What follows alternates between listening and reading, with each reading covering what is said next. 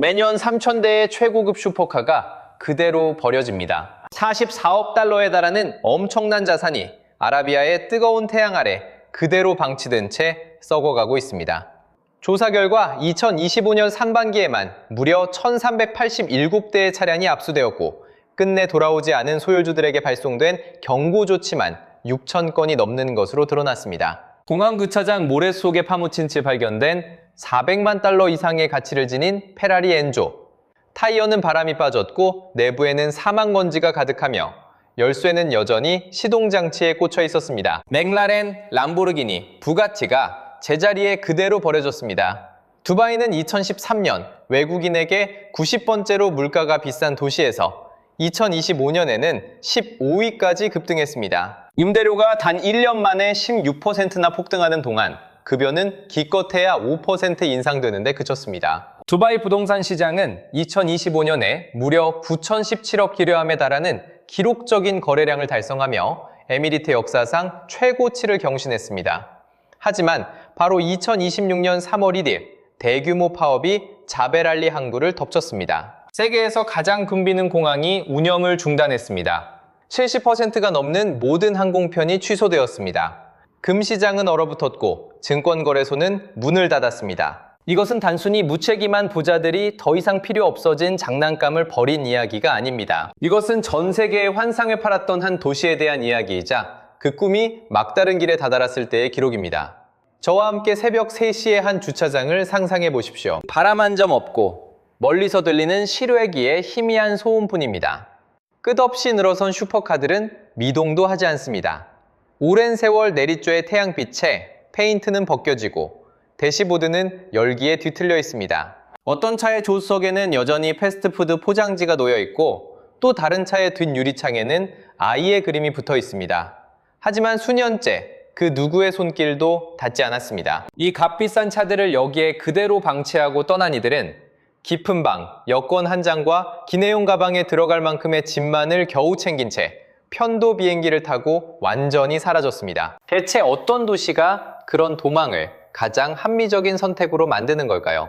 우리가 진실을 묻기 전에 과연 대답해줄 사람이 얼마나 남아있을지 생각해 보아야 합니다. 한때 두바이는 인간의 야망에는 결코 한계가 없음을 직접 입증해주는 거대한 증거처럼 여겨졌습니다. 은유가 아니라 말 그대로였습니다. 2002년 국왕 셰이크 모하메드 빈 라시드 알막툼이 서명한 법령 하나가 모든 판도를 바꾸어 놓았습니다. 사상 처음으로 외국인들이 에미리트의 특정 구역에서 부동산 소유권을 영구적으로 취득할 수 있게 된 것입니다. 전 세계 모든 대륙에서 자본이 쏟아져 들어왔습니다. 불과 몇 달 만에 황량한 모래밭뿐이던 곳에 건설 크레인들이 들어섰습니다. 불과 몇 년 만에 과거의 모습을 기억하는 이들은 알아볼 수 없을 정도로 스카이라인이 완전히 바뀌었습니다. 2024년부터 2028년까지 두바이 부동산 시장은 광적인 팽창기에 접어들었습니다. 자산 가치는 순식간에 2배, 그리고 3배까지 치솟았습니다. 다른 곳에서는 공상 과학 소설에나 나올 법한 대형 프로젝트들이 연이어 발표되고 투자금을 유치해 실제 건설되었습니다. 우주에서도 훤히 보이는 야자수 모양의 인공 군도인 팔름 주메이라는 해안선이 거의 없던 도시에 무려 40km에 달하는 새로운 해변을 더해주었습니다. 거대한 부르즈 칼리파가 828m 높이로 하늘을 향해 솟구치며 인류 역사상 가장 높은 건축물로 기록되었습니다. 또한 두바이 마리나는 맨 땅에서 거대한 수변 도시 지구를 완전히 무에서 창조해냈습니다. 월트 디즈니 월드보다 더 거대한 엔터테인먼트 복합단지인 두바이랜드 계획이 발표되었습니다. 이 엄청난 변화의 이면에 숨겨진 수치들은 그야말로 경이로웠습니다. 실제로 두바이는 2013년까지 연간 거래액 350억 달러에 달하는 세계에서 3번째로 큰 다이아몬드 교역의 중심지로 급격히 성장했습니다. 해외 관광객 유치 규모 역시 매년 2자릿수라는 놀라운 높은 성장률을 유지하며 폭발적으로 성장해 나갔습니다. 에미리트의 비석유 부문 경제는 지구상 다른 어떤 도시보다도 빠르게 성장했습니다. 이에 따라 런던, 모스크바, 뭄바이, 베이징 등지에서 수많은 투자자들이 몰려들었습니다. 건축가들은 가장 실현 불가능해 보이는 기상천외한 구조물을 설계하기 위해 경쟁적으로 나섰습니다. 엔지니어들은 사막의 혹독한 모래와 폭염 속에서 엄청난 속도로 건물을 지으며 이전에 마주한 적 없는 난제들을 해결해 나갔습니다. 노마드 캐피탈리스트의 창립자이자 국제 세무 전략 및 해외 이주 분야에서 세계적으로 손꼽히는 전문가인 앤드루 핸더슨은 이 거대한 변화 과정을 가장 가까운 곳에서 지켜보았습니다. 그는 당시의 두바이를 가능성의 규칙이 완전히 새로 쓰인 공간이라 묘사했습니다. 전 세계 젊은 인재들에게 두바이 이주는 단순한 재정적 선택, 그 이상이었습니다. 그것은 자신의 성공을 증명하는 선언이었습니다. 실시간으로 올라가는 고층 빌딩과 인공섬, 도로를 바라보며 건설 중인 미래를 함께 신뢰한다는 강력한 서약과도 같았습니다. 실제로 2025년에 이르자 두바이를 찾는 해외 방문객 수는 연간 1960만 명에 육박하게 되었습니다. 이 도시는 전 세계 고급 부동산 거래의 무려 20%를 차지하며 세계 3대 초호화 부동산 시장에 당당히 이름을 올렸습니다. 심지어 에미레이츠 힐스의 대저택 한 채가 무려 7억 5천만 디르함에 거래되기도 했습니다. 시장 가치는 2022년 이후 60%나 급등했습니다. 게다가 DFM 부동산 지수는 2024년 한 해에만 무려 63%의 엄청난 상승을 기록했습니다. 모든 수치가 가파른 우상향을 가리켰고 미래 전망 역시 장밋빛이었습니다. 하지만 화려한 통유리창과 황금빛 장식, 역대급 실적의 이면에는 끝내 풀리지 않은 근본적인 문제가 도사리고 있었습니다. 돈의 홍수 속에서 그 누구도 제기하고 싶어하지 않던 질문이었습니다.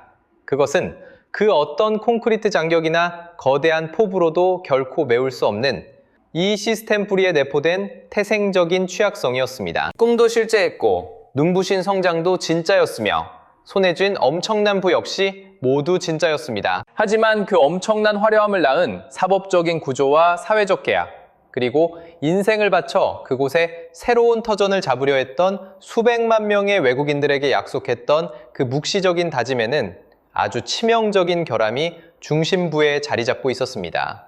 그리고 여러분과 제가 잘 알다시피 아무리 작은 결함이라도 엄청난 압박 아래 놓이게 되면 결국 파멸적인 균열로 폭발하기 마련입니다. 첫 번째 경고는 2008년에 찾아왔습니다. 그것은 매우 빠르고 가차없이 덮쳐왔습니다. 글로벌 금융위기가 전 세계 시장을 덮쳤을 때 두바이는 화려한 홍보 영상 뒤에 꾹꾹 숨겨두었던 취약점들을 고스란히 세상에 노출하고 말았습니다. 투기와 무분별한 신용대출, 그리고 영원한 성장을 맹신하는 태도로 갚을 막지게 부풀어 올랐던 부동산 거품은 결국 한순간에 처참히 터져버렸습니다. 특정 지역의 부동산 가치는 순식간에 50%나 폭락했습니다. 다른 곳에서는 60%나 폭락했습니다. 도이체뱅크는 세계 역사상 가장 가파른 부동산 하락이라 지적했고 짓담한 거대한 고층 타워들만이 허공에 멈춰섰습니다. 시행사들은 입을 닫았고 투자자들은 연락을 끊었습니다. 그 이후에 벌어진 참상은 지금까지도 결코 끝나지 않은 길고 긴 비극의 서막이 되었습니다. 무리하게 빚을 내어 부동산을 사고 슈퍼카를 빌리고 늘 자신의 실제 소득 수준을 초과하는 화려한 삶을 유지해오던 외국인 거주자들은 비로소 자신들이 빠진 덫의 실체를 깨닫기 시작했습니다. 미상환 채무를 심각한 형사범죄로 취급하는 원칙에 기반을 둔 두바이의 사법체계 하에서는 깔끔하게 빠져나갈 수 있는 비상구가 전혀 존재하지 않았습니다. 단순하게 개인 파산을 선언하고 열쇠를 돌려준 채 모든 것을 새롭게 다시 시작하는 탈출구는 존재하지 않았습니다. 부도를 내는 건 범죄였습니다. 자동차 할부금을 못 갚으면 곧장 감옥으로 가야 했죠. 차량이나 부동산에 얽힌 모든 채무를 완벽하게 해결해야만 소유권 이전이 가능했기 때문에 그 누구도 자산을 쉽게 처분할 수 없었습니다. 결국 사람들은 무작정 도망쳤습니다. 은행문이 열리기 전 가장 빠른 비행기를 타기 위해 모두가 잠든 새벽 3시와 4시 사이에 탈출을 감행했습니다. 가구로 꽉 찬 아파트와 키우던 반려동물까지 고스란히 버려둔 채였습니다. 공항 주차장에는 고급 승용차들이 버려졌습니다. 어떤 차는 엔진에 여전히 온기가 남아있었고 조수석에는 먹다 남은 패스트푸드 봉투가 뒹굴고 있었습니다. 마치 차 주인이 잠시 화장실에 다녀오겠다며 자리를 비운 뒤 영영 돌아오지 않은 것처럼 시동장치의 열쇠가 그대로 꽂혀 있기도 했습니다. 당시 두바이의 한 자동차 전문 기자는 이를 버리고 도망치기라고 묘사했는데 상황을 이보다 정확히 표현할 수 없었기에 널리 쓰이게 되었습니다. 지난 2009년 아부다비는 부가 부도를 막기 위해 200억 달러 규모의 긴급 구제금융을 투입하며 소방수로 나섰습니다.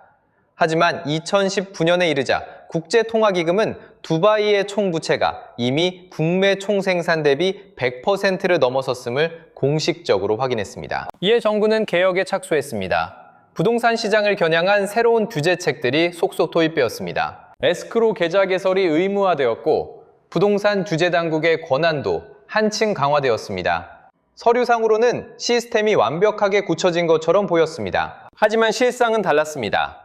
수백만 명의 외국인 노동자를 끌어들여 신용으로 사치를 누리게 한 뒤 형사처벌을 무기로 빚독촉을 하는 근본적인 굴레는 전혀 변하지 않았습니다. 세계적인 부동산 컨설팅 기업 나이트 프랭크에서 중동시장 연구를 총괄하고 있는 파이살 두라니 파트너는 오랫동안 두바이 시장의 수많은 주기를 지켜봐온 인물입니다.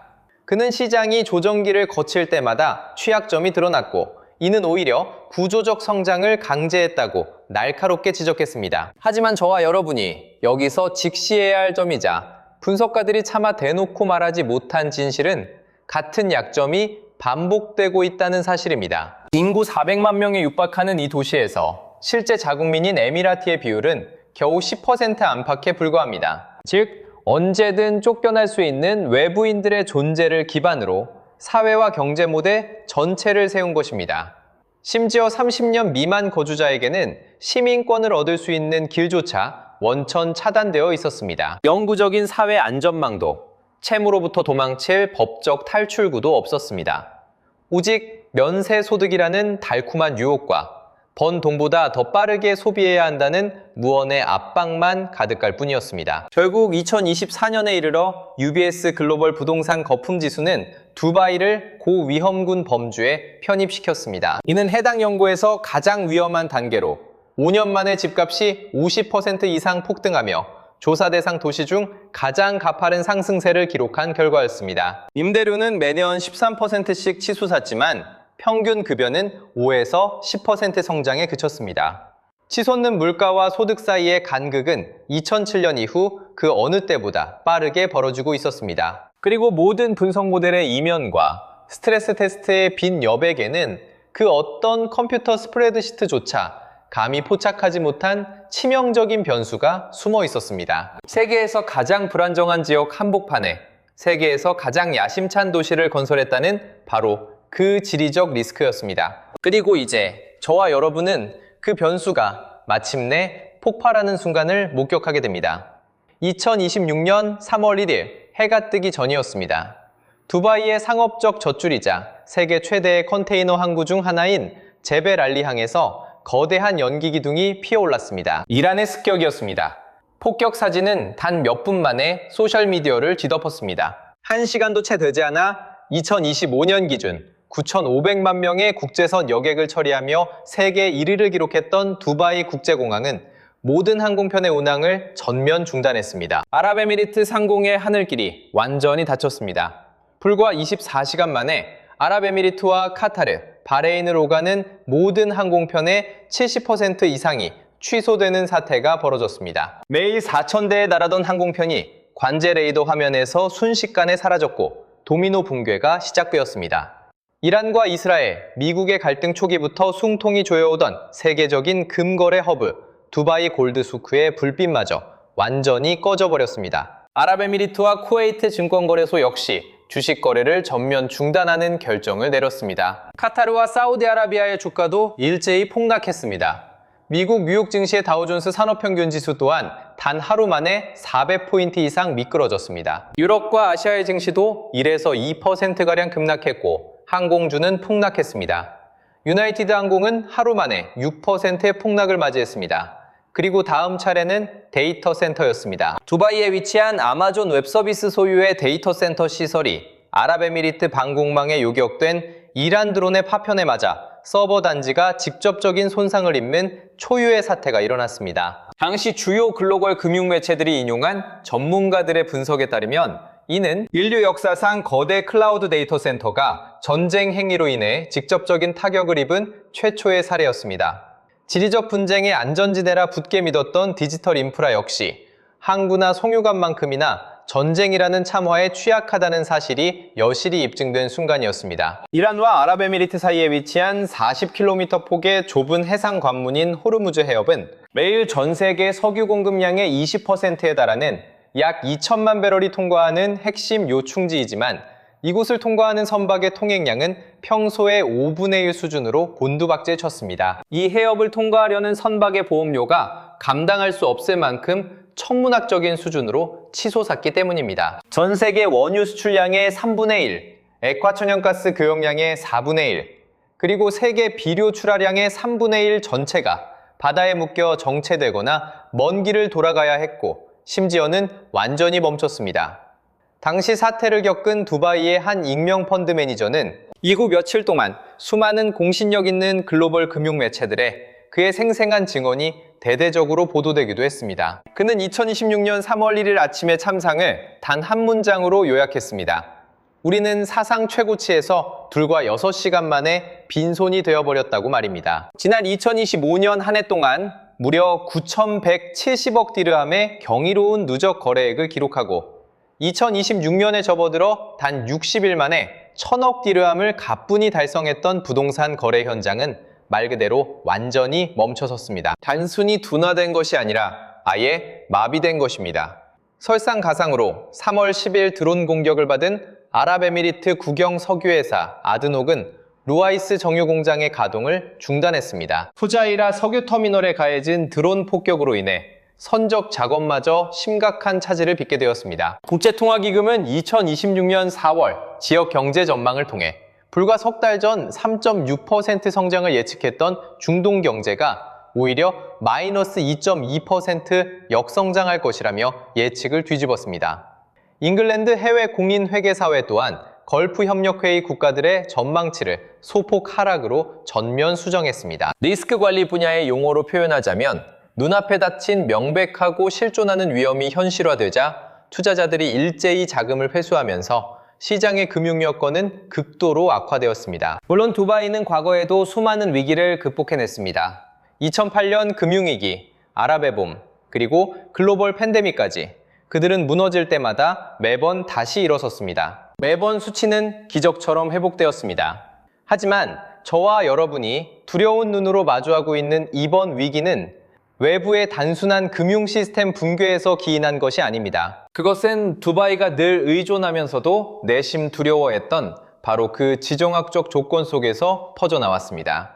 이제 우리가 마주한 숫자들을 나란히 비교해 보십시오. 2025년 정점에 달했던 두바이 부동산 시장은 연간 거래액 9,170억 디르함을 기록하며 역사상 최고치를 경신했습니다. 2022년 이후 주택가격은 60에서 75% 폭등했고 2024년 두바이 금융시장 부동산 지수는 63%나 치솟았습니다.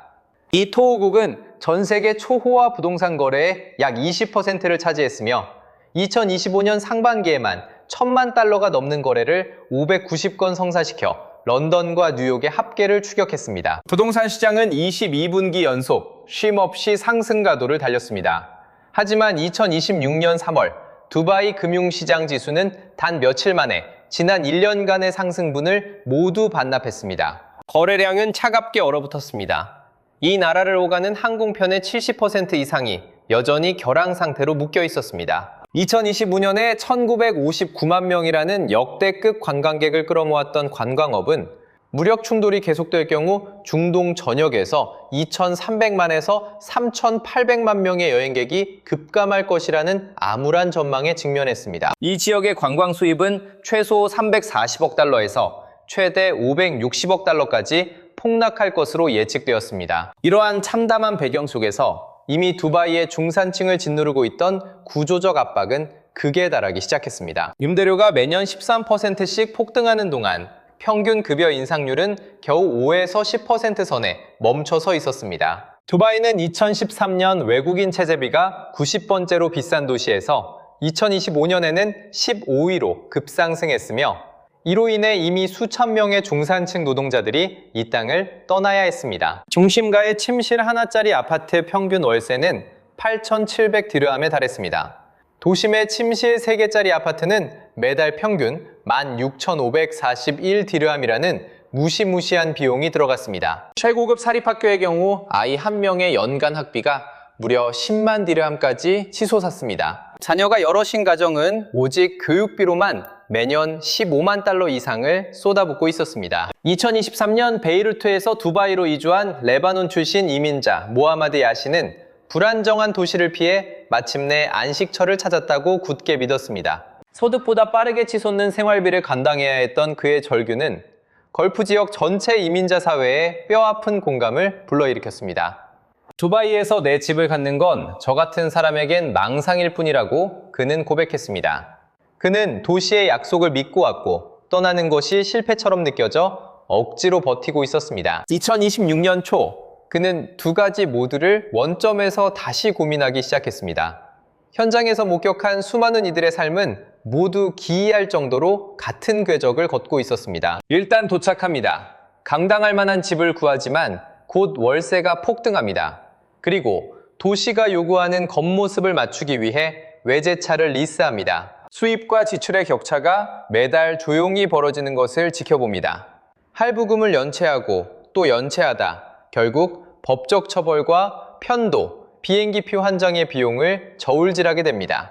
2025년 1분기에만 두바이 국제공항에서 주인들이 차를 버려두고 출국한 뒤 견인된 차량이 1387대에 달했습니다. 끝내 연락이 닿지 않은 소유주들에게 내려진 경고장만 6,000건이었습니다. 버려진 차들은 결코 평범한 차들이 아니었습니다. 평생 벌어도 사지 못할 슈퍼카들이 수두룩했습니다. 이것이 바로 우리가 추적해온 어떤 비극적인 붕괴의 민낯입니다. 갑작스러운 폭발이 아닌 서서히 피를 흘리는 고사였습니다. 방치된 주차장에서 눈으로 확인되고 연락이 끊긴 전화기 너머의 침묵으로 들리며 도시의 화려한 환상과 가혹한 현실 사이의 거리로 증명되는 고사 말입니다. 두바이의 주차장이 버려진 슈퍼카들로 채워지는 동안 리야드는 두바이의 존재 자체를 무색하게 만들 거대한 프로젝트를 조용히 준비하고 있었습니다. 2016년 4월 왕세자 모함마드 빈 살만이 발표한 사우디아라비아의 전면적 경제개혁안 비전 2030은 지난 수년간 거침없이 추진력을 얻어왔습니다. 2026년의 위기는 이러한 중동 내 권력의 이동을 가속화했으며 그 증거들은 이미 숫자로 명백히 드러나고 있습니다. 2025년 사우디아라비아를 찾은 국내외 방문객은 전년 대비 5% 증가한 1억 2,200만 명을 기록하며 역사상 최다치를 달성했습니다. 2024년 걸프 지역의 개인 명품 매출은 6% 증가한 128억 달러를 기록했고 2027년에는 150억 달러에 이를 전망입니다. 그리고 이 성장의 가장 큰 단맛을 보고 있는 곳은 두바이가 아닌 리야드입니다. 글로벌 기업들의 대이동 또한 매우 결정적이었습니다. 제네럴 일렉트릭, 유니레버, 펩시코, 지멘스 같은 글로벌 거대 기업들이 세제 혜택과 공공입찰 독점권이라는 강력한 당근책에 이끌려 리야드에 중동 본부를 세웠습니다. 이것은 결코 상징적인 제스처가 아닙니다. 10년 전만 해도 중동과 북아프리카 전체를 관할하는 본거지로 당연히 두바이를 선택했을 바로 그 기업들의 실제 움직임입니다. 글로벌 부동산 컨설팅 업체 나이트 프랭크는 리야드가 2030년까지 230만 제곱미터에 달하는 신규 상업 공간을 추가할 것으로 추산합니다. 프라다 그룹은 2025년 3분기 중동 지역 매출이 21% 급증했다고 밝혔는데 이 성장의 견인차는 아랍에미리트가 아닌 사우디의 폭발적인 수요였습니다. 현재 리야드의 명품 브랜드 입점률은 65%로 두바이의 90%에는 못 미치지만 격차는 무서운 속도로 좁혀지고 있으며 그 주도권은 완전히 리야드로 넘어갔습니다. 비전 2030을 이끄는 핵심 동력인 사우디 국부펀드는 2025년 한 해에만 무려 1,260억 달러의 자금을 해외에 쏟아부었습니다. 이는 그해 전 세계 국유 투자자들이 투자한 총 자본의 43%에 달하는 엄청난 액수입니다. 이것은 단순한 신흥 경쟁국의 수준이 아닙니다. 자국민들이 돈을 쓰러 두바이로 가게 내버려 두지 않고 오히려 그들이 사우디 안에서 돈을 쓰게 만들 인프라를 직접 구축하겠다는 거대 제국의 결단이자 자금력입니다. 경제 분석에는 인계값이라는 개념이 있습니다. 도시나 시스템이 자체적인 성장만으로는 과거의 영광과 입지를 다시는 되찾을 수 없게 되는 최저점의 순간을 말합니다. 이 지점은 하나의 충격적인 사건이 아니라 서서히 쌓여온 치명적인 구조적 결함들이 누적되면서 찾아옵니다. 이러한 결함들은 그 어떤 임시방편적인 개업보다 훨씬 빠르게 증식하기 마련입니다. 2026년 초 영국 공인회계사협회와 국제통화기금 그리고 나이트 프랭크의 분석가들이 제기한 가장 다급한 질문은 두바이가 이 임계값을 이미 넘어섰느냐가 아니었습니다. 과연 그들이 벼랑 끝에 얼마나 가까이 서 있는지 직시하고 있느냐는 것이었습니다. 국제통화기금은 2026년 중동의 국내 총생산 성장률이 마이너스 2.2% 역성장할 것으로 내다보고 있었습니다. 호르무즈 해협의 물동량은 아무리 빨라야 5월에나 정상화될 기미를 보였고 네움과 레드시 글로벌, 디리아 게이트 등 사우디의 초거대 프로젝트들은 두바이로 흘러 들어갔어야 할 막대한 자본과 인재를 무섭게 빨아들이고 있었습니다. 그리고 두바이를 지탱해온 가장 조용하고 강력한 엔진, 외국인 중산층은 이미 짐을 싸서 떠나고 있었습니다. 공포에 질려서가 아닙니다. 계산이 맞지 않을 때 사람들이 선택하는 조용하고 철저한 탈출입니다. 이 상황에서 시간은 결코 우리 편이 아닙니다. 매달 계속되는 지역의 불안정성, 급여를 앞지르는 임대료 상승, 그리고 두바이 마리나가 아닌 리야드의 둥지를 트는 글로벌 기업들까지. 잃어버린 이 입지들은 다시 되찾기란 거의 불가능합니다. 두바이가 대응할 수 있는 기회의 창은 빠르게 닫히고 있습니다. 하지만 주차장의 슈퍼카들은 여전히 먼지만 쌓인 채 꼼짝도 하지 않고 있죠. 자, 이제 우리가 확보한 기록을 함께 보시죠. 두바이는 빌린 자본과 노동력, 그리고 빌린 시간 위에 21세기 가장 화려한 도시를 건설했습니다. 2025년 두바이의 부동산 시장은 연간 거래액 9,170억 디르함이라는 사상 최고치를 기록했습니다. 바로 그해 단 6개월 만에 1,387대에 달하는 고급 스포츠카들이 압류되는 사태가 벌어졌습니다. UBS 글로벌 부동산 거품지수 역시 5년 동안 집값이 50% 폭등하자 이 에미레이트 국가를 최고 위험 지역으로 분류했습니다. 2026년 3월 이란의 공습은 세계에서 가장 붐비는 공항을 마비시켰고 금시장을 얼려버렸으며 사상 최초로 글로벌 클라우드 데이터 센터에 전쟁 피해를 입혔습니다. 영국 공인회계사협회는 걸프 지역 경제 전반의 위축을 예고했습니다. IMF 역시 단 한 분기 만에 중동 성장률 전망치를 거의 6%포인트나 깎아내렸죠. 자금력을 무기로 기회를 노려온 리야드가 무섭게 치고 올라옵니다. 하지만 우리 앞에 이 숫자들만으로는 진짜 내막을 포착할 수 없습니다. 진실은 따로 있습니다. 오직 부를 과시하는 것만으로 도시의 정체성을 쌓아 올렸을 때 그 도시가 세상에 어떤 메시지를 던지는가에 대한 이야기입니다. 두바이는 수백만 명에게 화려한 삶을 약속했습니다. 열심히 일해서 충분히 벌고 대출을 최대한 끌었으면 내 이름이 걸린 빌딩 앞에 페라리를 세울 수 있다고 유혹했죠. 한동안은 다들 그 환상을 믿었습니다.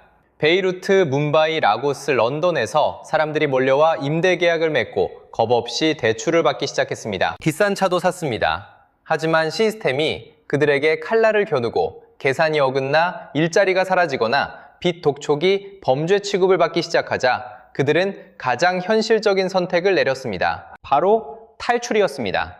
그들은 모든 걸 뒤로한 채 떠났습니다.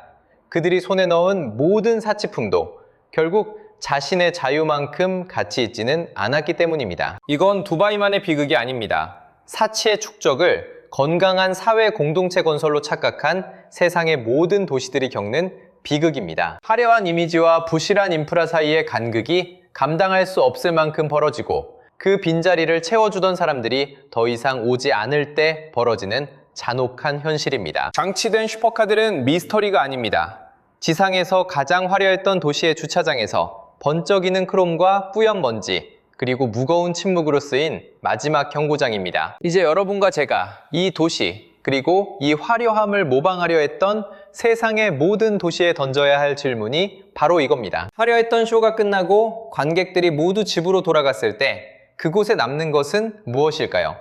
과연 무엇이 진짜였을까요? 만약 처음부터 다시 시작해야 한다면 당신은 또 똑같은 사상 누각을 짓겠습니까? 아니면 진짜 무너지지 않고 버텨낼 것을 짓겠습니까?